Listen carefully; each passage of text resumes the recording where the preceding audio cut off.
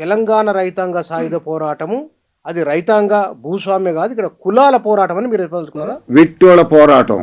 వెట్టంటే కింది కులాలే కదా, అంతే కదా, వెట్టోళ్ళే కదా.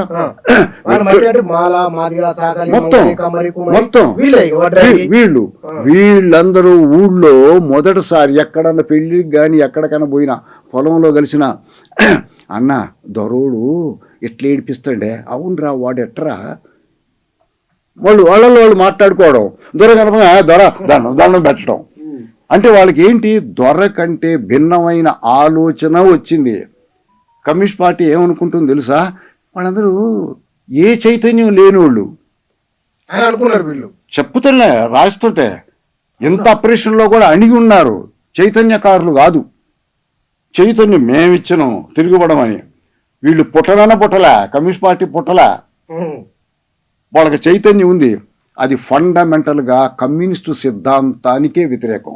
కమ్యూనిస్ట్ సిద్ధాంతం ఏం చెప్తుంది, జీవించే విధానంలో మనిషికి చైతన్యం వస్తుంది.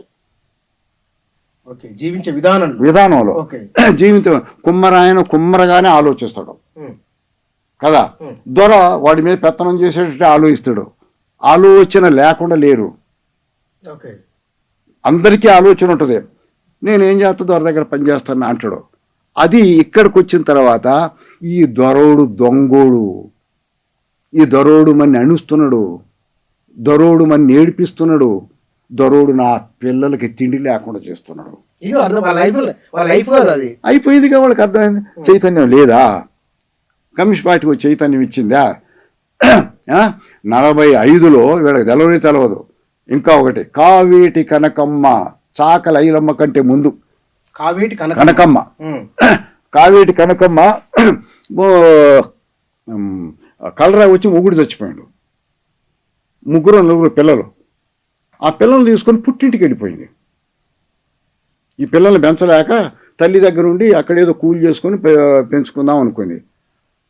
5-6 ఏళ్ళు 10 ఏళ్ళు దగ్గర పిల్లాడు కొంచెం చేతికి అన్నాక ఊళ్ళోకి వచ్చింది. వచ్చేవరకు ఆ భూమి విష్ణు రామచంద్రుడికి ఆచేసాడు, కబ్జా చేసాడు భూమి.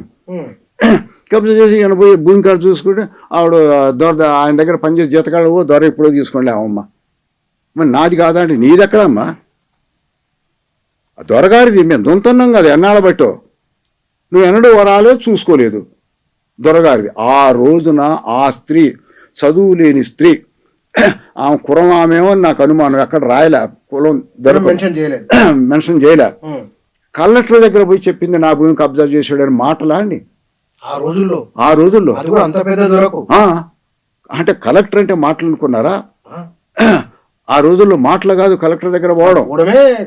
అదే కలెక్టర్ అంటే ఏమంటారు అప్పుడు, మన తెలంగాణలో ఇది ఉంటుంది కదా, తాలూక్దారు అంటే మాటలు కాదు. తాలూక్దారు అంటే చిన్నవాళ్ళు కాదు, పెద్ద వాళ్ళ దగ్గర పోం. అలాంటిది పోయి, అయ్యా నీ ద్వారా దండం పెడతా, నాకు 3 మగపిల్లలయ్యా, నా భూమి దొరగారు కబ్జా చేశాడు అని చెప్పితే రెవెన్యూ ఇన్స్పెక్టర్ ద్వారా ఎంక్వైరీ చేశాడు కలెక్టరు. భూమి ఆమెదే. రెవెన్యూ సెక్రటరీ వీళ్ళకి రెవెన్యూ బోర్డుకి రాశాడు. నేను అది ఫాలో అయింది, ఏం చేస్తాడో కలెక్టర్ చూద్దామని. సో రెవెన్యూ బోర్డు ఫైల్ తెప్పించి నేను ఫైల్లో చూసిన. రెవెన్యూ బోర్డు క్లియర్ రాసింది, ఈ భూమి నా రికార్డు ప్రకారంగా కావేటి కనకమ్మది, దొర ఆక్యుపై చేసిండు. దొర అంటే మామూలు దొర కాదు. మన రెవెన్యూ డిపార్ట్మెంట్ అక్కడ విష్ణూరు ఏరియాలో ఉన్న tahsildar, police sub inspector Amin Saab, tahsildar మొత్తం దొరకే పనిచేస్తారు.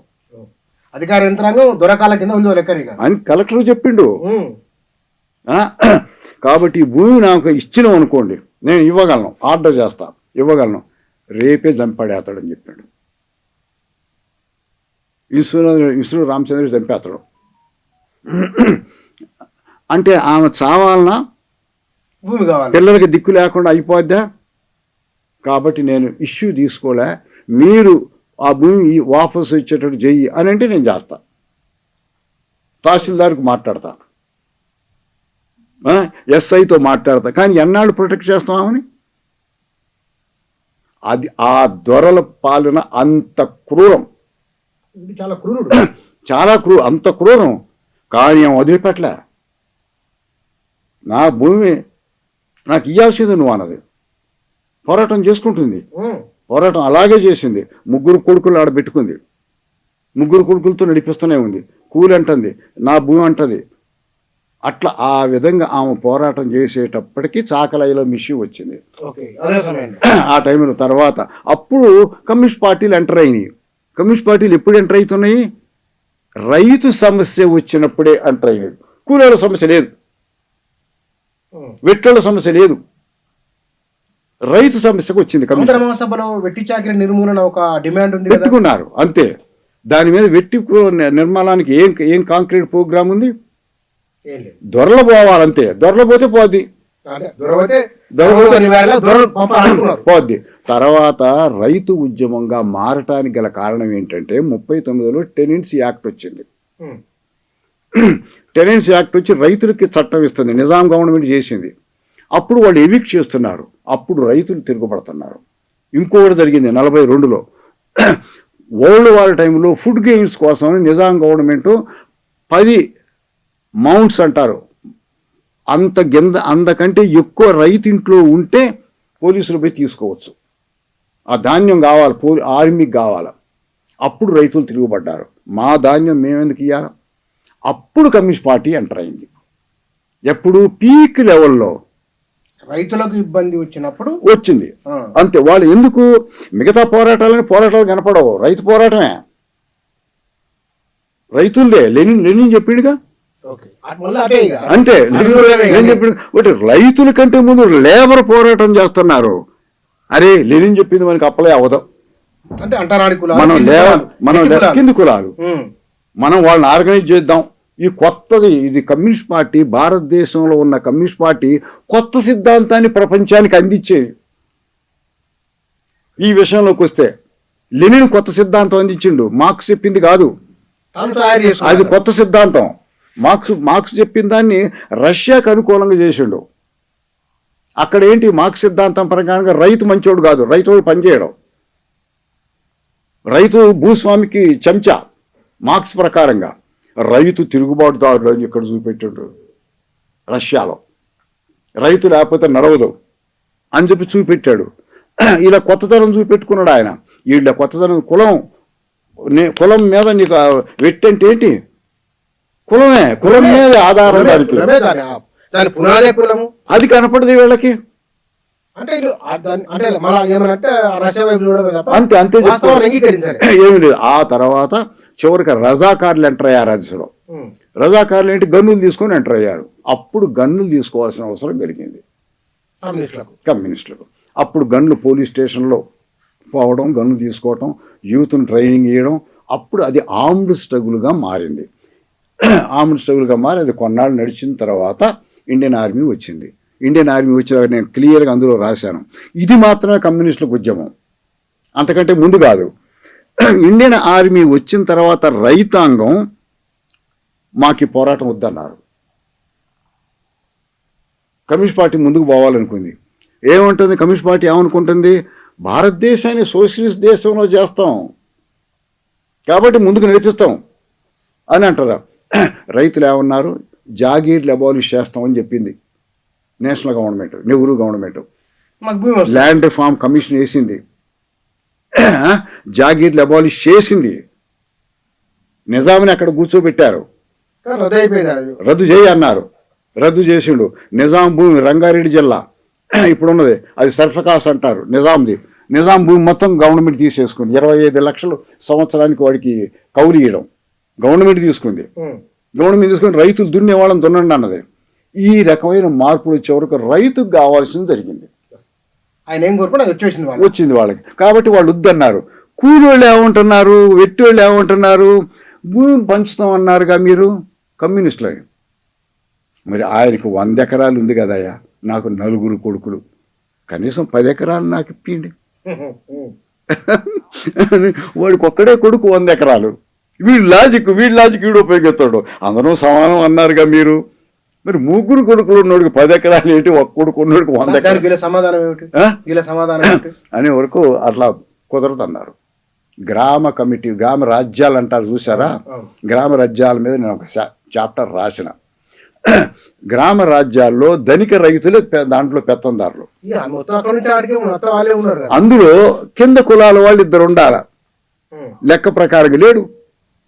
ఒకవేళ ఉన్నా కూడా నోరు మూసుకొని కూర్చోండి పెట్టుకున్నారు.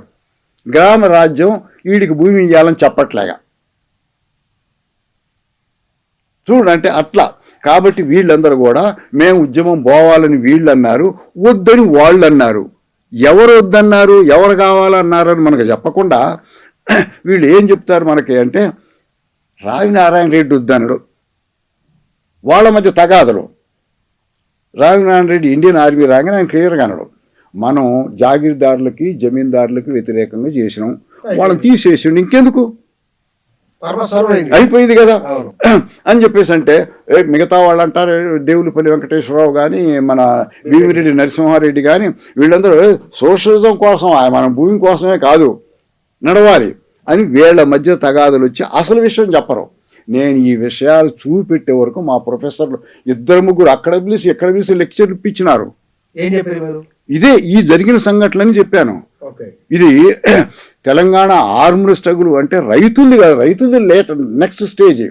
అంతకంటే ముందు వెట్టువాళ్ళది, వెట్టువాళ్ళ తిరుగుబాటు రైతు ఉద్యమంగా మారింది. ఒక ఆమె అంటది, 3 కొడుకులు ఆమెకి ఆంధ్ర మహాసభకు చెప్పింది, రజాకారులు వచ్చి ఉద్యమం చేసేటప్పుడు నాయకులకు చెప్పింది, అరే నాకు 3 కొడుకులయ్యా, ఒక కొడుకుని పార్టీకి ఇస్తాను తీసుకోండి, వాడు చచ్చిపోయినా నాకేం లేదు, సమాజం కోసం వాడు చేస్తాడు, వాడికి తుపాకీ ఇవ్వండి, వాడికి నేర్పండి, 2 కొడుకులు నాకు పని కోసం ఉంచుకుంటా. అంత సాక్రిఫైస్ చేసినారు వాళ్ళు.